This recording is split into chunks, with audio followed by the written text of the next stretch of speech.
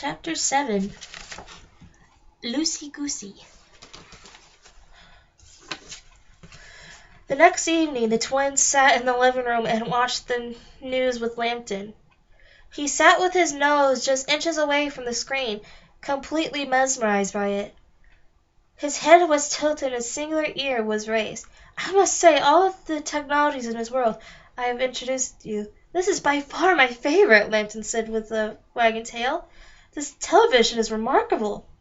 I've seen magic mirrors too. Much more impressive things, Lantheo said, perched by the window, devoted watching the neighborhood. Although one thing I think I definitely could do without is the fire alarm. If I set it off one more time, I swear I'm going to yank it off the wall and smash it to pieces. Well, with all due respect, being on fire in this world is never a good thing, Connor said. Xanthios raised an eyebrow judgmentally and turned back to his window. The flames in his shoulders rose in spite. A bright flash suddenly filled the room. The twins looked up, and floating from the ceiling was another sky-blue envelope just like the day before. Once again, Xanthios flew up to retrieve it and read it, the new note from their grandmother, in midair, away from the twins' curious eyes. When he was finished reading it, he placed it over his shoulders and let it burn away before returning to the ground. Relieving, Xanthios said, immediately had the twins' full attention. Sir Lambton and I have been called back into our world. Why? Alex said. Xanthios took a moment to compose his response. The fairy godmother needs us. There are more she needs us here, he said simply. But don't worry. She's sending in a replacement to watch over you. Connor grunted. Oh, great, he said, with a massive eye roll. Who's going to babysit us now? Bingo and the Tooth Fairy? No, Mother Goose is replacing us, Cynthia said. Alex and Connor stared blankly at him, then at each other. Was he being serious? Xanthios didn't seem like he had much sense of humor. What? Xanthios asked him, with no trace of sarcasm. I'm serious. She's flying in from Europe tonight. The Mother Goose? Connor asked. As in Jack and Jill went up the hill, Mother Goose? Yes, of course, that Mother Goose, Xanthios said, and looked at them as if he had lost his mind. Is there any other Mother Goose? What is she doing in Europe? Alex said. Someone has to continue your grandmother's storytelling work while she deals with the crisis at home, Xanthios said. But I wouldn't mention Jack and Jill unless you want to hear her talk about the comparisons all night. Mother Goose had always been a bit of a, handful. Mother Goose was the only member of the Happily Ever Assembly the twins hadn't met in the Land of Stories, so they were looking forward to finally meeting her. However, the woman they expected her to be and the woman she actually was, very different geese. A little past midnight, the twins were awoken by Lambton's shouts. She's here! She's here! Lambton called through the house. Mother Goose is landing! The twins met in the hall, rushed down to the stairs together, and followed Xanthios and Lambton to the backyard. They looked into the night sky, but didn't see anything but stars and the moon. I don't see anything, Connor said. Trust me, Lambton said, and his ears raised. I can hear her. Suddenly, a large silhouette flew past the moon. A large object was zooming toward them. The twins squinted, trying to see what it was. The closer it traveled, the more clear they could see right in the back of a gigantic white goose, none other than Mother Goose herself. I have to admit, when you said she was flying in tonight, I wasn't expecting this, Connor said. Easy, Lester! Slow down, boy! Mother Goose shouted in a raspy voice. She yanked on the rides of her large bird. They were approaching so fast the twins and Lambton dove under the patio table, taking cover. Xanthios remained exactly where he was, not deterred with the slightest. He had seen Mother Goose land before.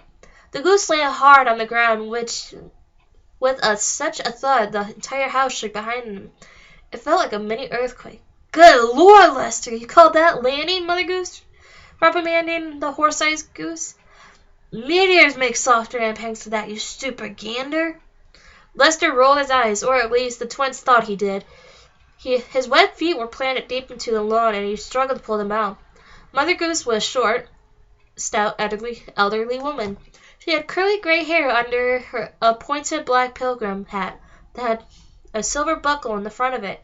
She wore a baggy green dress with white ruffled collar, large boots, and thick aviator goggles around her eyes. Are we in the right place? Mother Goose said, looking around. I can't find my map. This is why I need to install a GPS in the back of your head. Her goggles made her eyes appear enormous and obviously impaired her vision because she didn't see Xanthio stand directly in front of her. "Hello, Mother Goose," Xanthio said with a little enthusiasm he could muster. "You're in the right place. Welcome to the Bailey home." "Zanny, is that you, Mother Goose?" Allison took off her goggles. Her face was red, weather-beaten from the flight. "Oh, Zanny, I'm so glad to see you. I was worried Lester had taken us to Tijuana again. He loves Mexico." Xanthios cringed at the nickname. "Besides the landing, I hope the rest of your flight went smoothly." Mother Goose hopped down from Lester with difficulty. "Oh, it was fine, she said, "except when the future pillow stuffing here up to a 747 over Pittsburgh. Stupid bird." Lester slowly shook his head. Obviously, he had a different side of the story. "Those damn planes have gotten so big they don't leave much sky for the rest of us," Mother Goose said. "I should have never encouraged the Wright brothers. Biggest mistake of my life." She did a few windmill stretches and the joints of her back cracked like fireworks. Alex, Connor, and Lantern cautiously climbed out under the table and approached her. "Mother Goose, let me introduce you to the twins," Xanthios began. "This is Alex and Connor." Yeah. I've met the squirts before," Mother Goose said. She put her hands on her hips and looked them up and down. "You have?" Connor said. "It was years ago, when you were babies. I visited you with your grandma," Mother Goose told them. She pointed at Alex and then to Connor. "If memory serves me right, you never stopped crying, and you peed all over me when I changed your diaper." She leaned close to them, eyeing them seriously. "I let it slide the first time, but history better not repeat itself." Alex and Connor both gulped, and now they knew what Xanthios had meant. Mother Goose's serious face broke into a giant smile and crackled loudly. "Relax, kids, I'm just yanking your tail feathers," he said. Mother Goose turned to Lester and pulled a large basket off the goose back. "Carry my luggage for me, would you, boy?" She shoved a heavy basket into Connor's arm, and he grunted under its weight. "And you," Mother Goose said to Alex, "would you mind fetching Lester a bucket of vegetables? He needs to eat after such a long flight. Just no broccoli. It gives him gas." The goose looked at her with large eyes and an open beak, appalled to give out such personal information. "Don't look at me like that, Lester. It does," Mother Goose said. "You want me to feed him?" Alex said nervously and backed away from the oversized bird. "Don't be afraid of Lester, honey," Mother Goose assured. "He's all squawks and no waddle." Xanthios and Lantern escorted Mother Goose inside the house. Connor locked the basket behind them. It was too heavy, it almost threw out his back. Alex went to the kitchen and tossed all the vegetables she could find into a large bowl for Lester. Mother Goose looked around the Bailey's rental house. Not bad. "It's just a rental house," Connor said. "We've only been here a couple years." "I stayed with old women who lived in a shoe long before she had renovated," Mother Goose told him. "Trust me, after that everything seems like a palace. I'll never forget that smell. It becomes a bit of a prison for us recently," Connor said. "Young man, I visited many prisons and been visited in many prisons." "This is not a prison," she said. "Put my basket in the fire, by the fireplace, would you?" Connor dragged the basket to the fireplace, as he was ordered. Mother Goose reached inside and pulled out an enormous wooden rocking chair. Connor couldn't believe his eyes. It was so much larger than the basket. He wondered what else she had magically stuffed inside there. Mother Goose took a seat in the rocking chair and kicked off her boots. Her feet were surprisingly small for someone who wore such big boots. "Zanny, would you like this thing for me, please?" Mother Goose asked and nodded to the fireplace. Xanthios reluctantly flicked a hand in its direction. A ball of fire shot off his index finger and onto a log in the fireplace. "Thank you, Zanny," Mother Goose said. "I suppose I can't convince either of you to rub my feet." Connor and Xanthios just stared at her with a look that said definitely not. Mother Goose shrugged. "Sorry I asked," she said. Alex returned from feeding Lester and joined her brother. Another bright flash filled the room. This time there was no envelope. But a white door appeared in the middle of the room. Alex and Connor eyed each other, knowing that it led to the fairy tale world. They were tempted to make a run for it, but they knew they'd be stopped if they did. "That'll be for us," Xanthios said to Lambton. "Are you sure you can handle this, Mother Goose? I've been keeping the soldiers on a tight regime. 2 of them must be on guard in the house at all times, while the rest rotate, resting and guarding the outside of the house. Yeah, I know the drill, Mother Goose said, rocking in her chair. This isn't my first rodeo, Sandy. I've been doing lockdown since you were just a little matchstick. I'll keep the munchkins safe, don't worry. Very well, Cynthia said in a disgruntled tone. His flames flickered faster than ever. Come along, Sir Lambton. The dog ran over to the door. Goodbye, children, Sir Lambton said. Please stay safe. I hope to see you soon. Xanthios opened the door for Lambton. He ran through it. Xanthio stepped inside but looked back at the twins before closing it. Respect your grandmother's wishes, he said, and closed the door behind them. The door vanished, and the twins felt more dispotent than ever. Mother Goose went until they were gone and began digging around her basket. Where did I put my bubbly? She asked herself. Her tiny arm was inside the basket, searching for it. Here it is, she said, and withdrew a large metal thermos. She took a giant swig from it and let out a satisfying Alex kind of looked at each other out of the corners of their eyes, and light smirks appeared on their faces. What are you two smirking at? Mother Goose asked them. Nothing, Alex said, and dropped her smile. You're just not what we expected, Connor said, and his smile grew twice as large. And what's that supposed to mean? Mother Goose asked, with a raised eyebrow. Connor shrugged. I sort of always expected you to be, well, a giant goose with a bonnet reading nursery rhymes to small children, he said. That's a common misconception, Mother Goose said, and took another swig from her thermos. Sometimes Lester likes to dress up in my bonnets. It makes him feel fancy, but it messes with my image. Don't look at me like that, Lester. Don't do it if you don't want people talking about it. Lester was staring at her through the window from the backyard. His bill was wide open and his eyes were squinting. Then he made himself comfortable in the grass and went to sleep, embarrassed enough for one day. He's so sensitive, Mother Goose said. Where'd you find a giant goose? Alex said. I have for years, Mother Goose said. I was gambling with a couple ogres at Dwarf Forest and won a giant golden egg in a game of cards. I was so excited I thought I was rich. You can imagine my disappointment when he hatched out of it the next day. Wow, Connor said. He didn't know what was more interesting, the fact that Lester hatched out of the golden egg, or that Mother Goose was a gambler. Oh, well, Mother Goose said, and took another swig of the bubbly. I put him to work over the years. He's been my main source of transportation. I hate flying commercial planes. I get too seasick to travel on ships, and my driver's license has been suspended for years. The more she drank, the heavier her eyes became, and the looser her neck seemed to become, because her head began to swivel. She held the thermos up to the twins. Forgive me, did you want some? She asked. I don't think we're legally allowed to have whatever in there, Alex said. Suit yourself, Mother Goose said. Alex was starting to have serious reservations about her. Connor stared up at her in awe. She was gradually becoming his favorite fairy tale character ever. He looked inside her basket. What else is in there? Connor asked.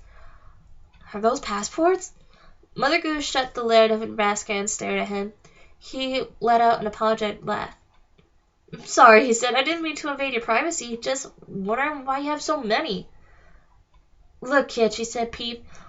When you're lived as long as I have, and have traveled as much as I do, you make some enemies along the way. I'm not like your grandmother. I don't get along with everyone. Some cultures in the country that I'll refrain from any namely don't appreciate strongly opinionated dames such as myself. Mother Goose nodded confidently to herself and took another swig. Alex Connor nodded along with her, afraid to disagree. Always have a plan B and a friend with bail, and you're guaranteed to never fail, Mother Goose said, and took another drink. That's my motto. Her words were starting to slur, and her eyes began to flutter as they grew heavier. Where were you in Europe? Alex asked, desperately trying to change the subject. I was at a children's hospital in Romania, then stopped by an orphanage in Albania, Mother Goose said. The twins looked at each other to see if the other had knows, but she seemed to be rhyming the more she drank. What stories did you read to them? Connor asked, stopping her from slipping to unconsciousness. He was so amused he didn't want to end. I read them Jack and Jill, Little Miss Muffet, the usual. They were a tough crowd. Thought I was delusional, she yawned, but kept her eyes open, excited about the new topic. Muffet can sometimes be a bit of a diva, but she can't help her severe acrophobia. There is no denying it. Mother Goose was in full rhythm mode. Rhyming mode. Cool, Connor laughed. Well, how about Jack and Jill? I've always wondered what they were really doing on that hill. Alex elbowed him. Mother Goose sat up in her rocking chair. Connor knew whatever she was about to tell him was going to be good. Alex wasn't sure she wanted to hear it. Jack and Jill went up the hill for a supposed pail of water, Mother Goose said. Jack fell down, broke his crown because Jill pushed him, but no one caught her. No way, Connor said with an intrigued smile. Mother Goose bobbed her head up and down, sloppily nodding. Why did Jill push Jack down the hill? Alex said. Mother Goose chuckled to herself. Jack is nimble, Jack is quick, but Jack can be such a... She stopped herself from finishing the thought. Perhaps remembered she was talking to 13-year-olds. I think I had enough bubbly for one night. It's time for bed anyway. Mother Goose put her thermos in the basket and shooed the twins off. Her head touched her chest, her eyes closed, and she fell into a deep sleep in her rocking chair. She snored like a grizzly bear. I like her, Connor said with a goofy grin, climbing up 2 stairs of the bed. She's quite the gossip, isn't she? Alex said. Sure is, he said, and she really lets loose after a few sips of whatever she was drinking. Alex paused halfway up the staircase and looked back at their sleeping caretaker. Yeah, she certainly does. She began forming a plan in her head. Alex tossed and turned all night, having the worst nightmare of her life. It started off the same dream she had been having for months. She and her brother ran happily through the woods, only to be kept outside their grandmother's cottage. However, this time, when they peered through the window, they didn't see their grandmother, but their mother. She was crying and whispered, "Help me," over and over until Alex woke up. Alex was shaking and sweating, began crying. For all she knew, it wasn't just a dream. Her mother could be in serious danger or seriously hurt. Alex couldn't live like this anymore. She needed to find out what was going on by any means possible. Later, when the rest of the house had woken, Alex went downstairs and found Connor, Mother Goose, and Bob having breakfast. Good morning, Bob said. How'd you sleep? I didn't, Alex said. Sounds like we had a similar night, Connor said, looking at her with bags under his eyes. I'll pour you some cereal, Mother Goose said. She went to the kitchen and poured milk and cereal from a box of Mother Goose crusts. A cartoon illustration of a much happier and smiling Mother Goose was displayed on the box. She placed the bowl of cereal in front of Alex. Goose grits, Alex said. Should I ask? Don't judge me, Mother Goose said. I usually hate the description of me in this world. They're normally so disregarding. But I tried having an open mind about the cereal when they came out with it, and I've been addicted ever since. Alex shrugged and took a bite. It wasn't half bad. Mother Goose was just explaining to Bob about all the fairy tale world, Connor said. Fascinating stuff, Bob said. He was eager to continue their conversation. Correct me if I'm wrong, but you and the other fairies have been around for hundreds of years, traveling between worlds, telling stories to children in need? That's it, a golden eggshell, Mother Goose said. It must be thousands of years old, Bob said. Mother Goose shot a dirty look at him. Hold your horses there, cowboy, she said. Don't get me wrong, I'm older than dirt, but I am not as old as you think. This world used to run much faster than yours. We had so many different eras and periods, the Middle Ages, the Renaissance, the Enlightenment, the Industrial Age, and now the Modern Age. We've only had 3 or so that I can recall. What are they, Alex said, Neon learning a bit of the fairy tale world history. Let me think, Mother Goose said. We had the Dragon Age, the Age of Magic, and we currently have the Golden Age. Well, it used to be the Golden Age until all this drama happened. The Dragon Age, Alex said excitedly. Connor asked excitedly. You mean there are dragons in the fairy tale world? Tons of them, Mother Goose said. It was a mess. Disasters and barbecues left and right. They are extinct now, kind of like your dinosaurs. Did you ever see one, Connor asked? I used to wrestle them long before I took up magic and storytelling, Mother Goose said with a boastful smile. Connor squinted at her. Are you pulling my leg, he asked. Mother Goose rolled up her sleeve and showed Connor a large burn mark on her forearm. This isn't from cooking, kid, she said. Connor just stared at her with an open mouth. He had never been so inspired by someone in his entire life, and Mother Goose milked the administrator admiration from all it was worth. Were you around for the Middle Ages and the Renaissance, Alex said? You must have seen so many people and places.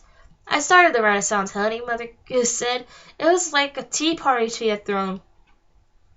The twins felt like they were both being led on now. I did, Mother Goose said. It was just me, your grandmother, Rosette, Skyline, and Violetta back then. We were so bored in the human world that one night I threw a big party. We had a great time. The next thing I knew, we come back a few decades later, and all Europe had copied us. Our grandma was there, Connor asked. Oh, yes, Mother Goose said. She was a lot of fun back then. After she had your father, she became so motherly. That's how she got her title, the fairy godmother, from being so sweet and maternal to everyone. Alex Connor exchanged a look. However, upset they were at their grandmother, she still became more amazing the more they learned about her. You know, Mother Goose continued, Leonardo DiCaprio had a bit of a fling. Alex gasped. I don't believe you. Now you're making things up. Mother Goose rolled her eyes and looked directly into Alex, serious as can be. Why do you think he tried building that flying machine? He was trying to keep up with me and Lester. Hey, Lester, tell these kids I date Leonardo. They don't believe me. Lester appeared at the kitchen window. He nodded, confirming the news for the twins. They were astonished. Of course I didn't go by Mother Goose back then, she said. My code name was Mona Lisa. You're the Mona Lisa, Connor asked. The famous painting, Alex asked. Why do teenagers always think people are lying to them? I've got no reason to be honest with you, Mother Goose told him. Leon, as I used to call him, made me laugh. But that's apparent in my portrait. Alex Connor glared at her with their mouths hanging open. They didn't know what to believe anymore. Why did you have a codename, Connor asked. I told you, I got enemies, Mother Goose said. I had several allies over the years. Genevieve, Mona Lisa, the Gadavia, the Goose Flu. Those were all me, but now I just go simply by Mother Goose. It fits me the best. Bob was just as bewildered as the twins were. There he sat, a man of education and science, slowly losing faith in everything he thought he knew. So you and the fairies have been spreading the same fairy tales all this time, Bob asked. You spread them as they happen, Mother Goose said. Our most recent history has had the biggest impact on this world. The stories of Sleeping Beauty, Snow White, Cinderella, blah, blah, blah.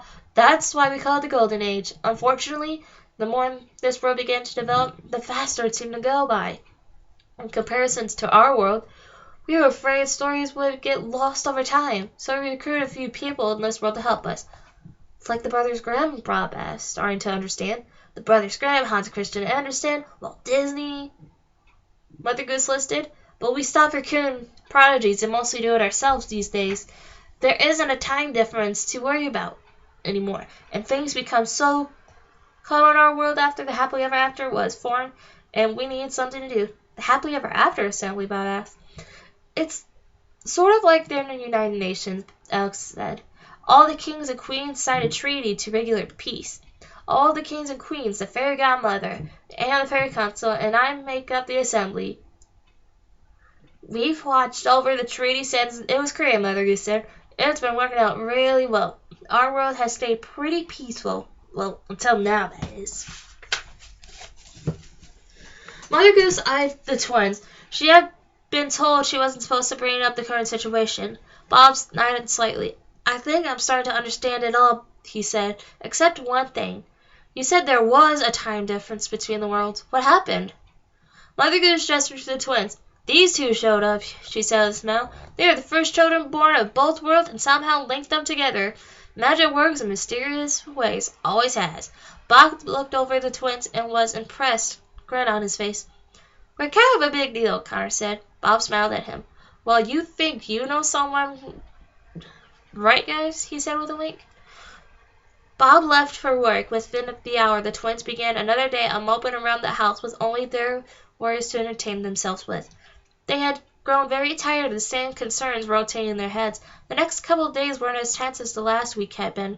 Mother Goose wasn't as strict as Aunt Theo's, and it was a huge relief for the twins. The soldiers had to wake her in the middle of their naps to remind her of the gnoming chips.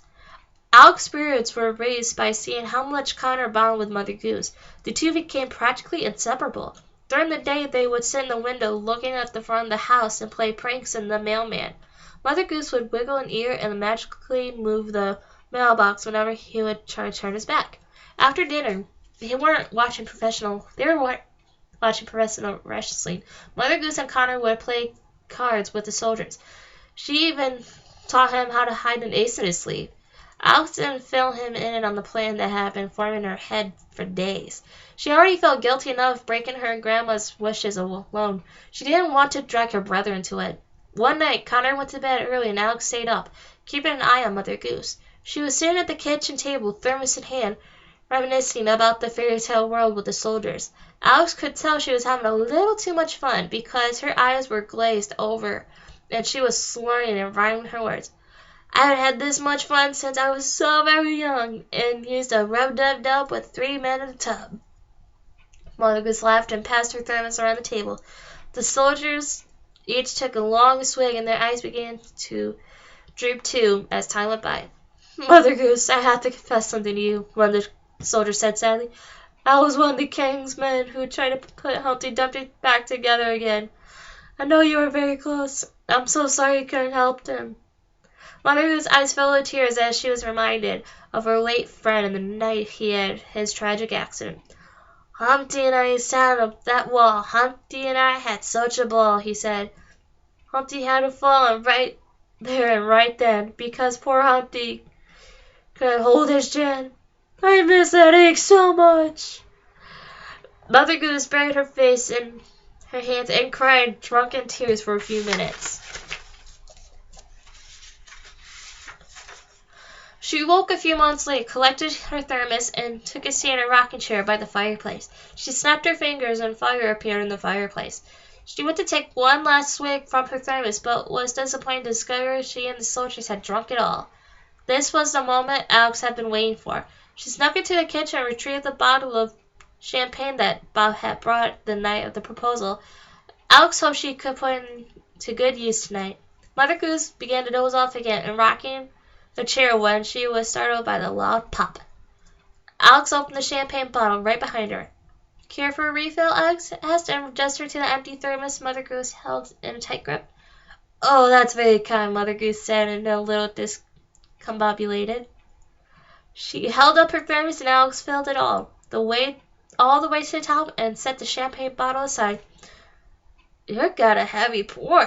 You're my kind of girl, Mother Goose said and took a first sip. This is good stuff. Are you sure it isn't being saved for anything special? Bob was saving it for when he was going to propose to my mom, but all that went out the window when she was kidnapped. Alex said restlessly and took a seat to the floor next to Mother Goose's chair. Kid, as good as the two of you shouldn't go through what you've been through, Mother Goose said sadly and lovingly stroked Alex's hair. Her eyes were sad but grew heavier and glassier with every swig of the thermos she took. Alex almost had her where she wanted her. Almost. Connor and I have been through so much together, and we've always been capable of handling everything that came our way, Alex said. So you can imagine why it's so frustrating not knowing anything. It doesn't matter how fast we had to grow up. We're still being treated like children. A loud snoring sound came on Mother Goose. She had dozed off. Alex tapped her until she was awake again. Mother Goose said with one eye open. What are you saying, honey? Alex thought fast. Mother Goose was somewhere between consciousness and dreamland, and Alex wanted to take full advantage of it. You were just telling me about how bad it is in the fairy tale world, Alex said, nodding her head a little too convincingly. Mother Goose bobbed her head up and down. Things are bad to say the very least. Vines and thorn bush still cover the east, she said, and then looked around in daze. I think we had too much bubbly. The room is spinning. Oh, that's terrible, Alex said, and immediately refilled Mother Goose's thermos. But surely the happily ever after assembly can handle vines and thorn bushes, right? Alex pushed the thermos in her direction. Mother Goose took another sip from it. The vines and thorns are not what's awful. It's the magic behind them that's too darn powerful, Mother Goose said. They tried to find her before she shrugged. We ran out of time and out of luck. Her head fell to her chest and she dozed off again. Alex shook her awake. It was more difficult this time. I'm sorry, dear. I don't mean to keep falling asleep in the middle of your sentences, Mother Goose said. She was practically cross-eyed from the exhaustion. What are you saying? Alex looked quickly again. I was just saying I hope you find her. Whatever you're looking for, she said. Mother Goose nodded. She gently touched the side of her Alex's face. Don't fret on the idea. They'll soon find Esmea. Mother Goose said. Alex never heard of the name before. Esmea, Alex said. Who's Esmea? Mother Goose's eyes grew twice the size. She hadn't been so intoxicated she would have a straight-up receipt. Alex knew there was some information that was supposed to be kept from her and her brother. Oh, dear, Mother Goose said and said with a hiccup. Please don't tell Grandma what I said. I won't. I swear, Alex said, and Mother Goose slumped with a relief. As long as you tell me who she is, Alex added. Mother Goose tensed up as much as she could with all the bubbly in her system. I can't, I promised your grandmother that I wouldn't say a word, she said. Then don't say it. Rhyme it, Alex said. She stood up and looked closely into Mother Goose's eyes, more desperate for information than ever. I'm going to find out eventually. It's only a matter of time. So please, just tell me, who's Esmea? Mother Goose looked around the house to make sure they were alone and took one final swig of her thermos. She looked away from Alex into the fire, not wanting to make eye contact with Alex while she gave up information she had sworn not to give. For years the world presumed she was dead. Her whereabouts were unknown and left unsaid. In the shadows she stayed, quietly plotting, a vengeful wrath she planned on igniting, driven by rage and centuries of sorrows. The suppressed fury shall soon be tomorrow's. After failing the curse of a princess' death, she is now set in her sight in the world's last breath. Happily ever after will be the thing of the past, for the evil Enchantress has returned at last. Mother Goose closed her eyes, not from fatigue this time, but from shame. Alex had hung on to every word. The Enchantress, Alex had put together the pieces of the rhyme. The evil Enchantress who tried to kill Sleeping Beauty is back? Yes, Mother Goose said. Her name is Esmea, and she has your mother. Her chin fell onto her chest, and she went into the deepest sleep Alex had ever seen. Her snores filled the silent house. Alex's eyes darted around the room. Her heart was racing. She had to catch her breath, because learning this information knocked the wind out of her. It was as if Alex's brain had switched to autopilot. She immediately ran up the stairs and into her bedroom. She dumped all the school books and supplies out of her backpack and piled in as many clothes as she could fit. She threw on a sweater over her head and put on her running shoes. Alex ran downstairs and walked into the kitchen. She stocked all the food and necessities she knew she would need on a long trip. Knives, matches, water bottles, etc. She wasn't even that careful passing by the soldiers who were passed out at the table. Even if she was caught making a run for it, she was so determined she didn't think anyone or anything could stop her.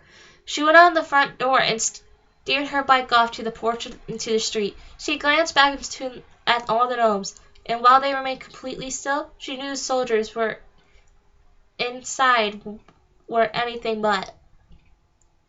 I know you can't stop me because I'm not in any danger, Alex called up to the gnomes. Yes, she said under her breath. She pedaled off into the night as fast as she could, knowing it'd only be a matter of time before one of the soldiers or Mother Goose came after her. Alex didn't have much of a plan, but she knew where she was headed. She was going to her grandmother's cottage in the mountains. The trips her family used to take when she and her brother were small to visit her grandmother always took a couple hours by car, so she knew she had a long journey ahead of her by bike. But if there was any place she would find something of her grandmother's to set off or turn on that gave her an entrance to the fairy tale world, she knew it would be there. Alex took one final look back at her house before it disappeared. A little voice inside her head told her it would be a long time before she saw it again. But she welcomed the feeling. She didn't care what her grandmother's wishes were. Alex was going to find a way into the land of stories and save her mom, even if she died trying. Alright, that is the end of Chapter 7. I hope you enjoyed the read. Don't forget to subscribe if you want to hear more from the Land of Stories, The Enchantress Returns, and more books to come. Also, if you have any ideas for me to read in the future, don't forget to comment those at any video. And I hope you enjoyed the reading. Bye!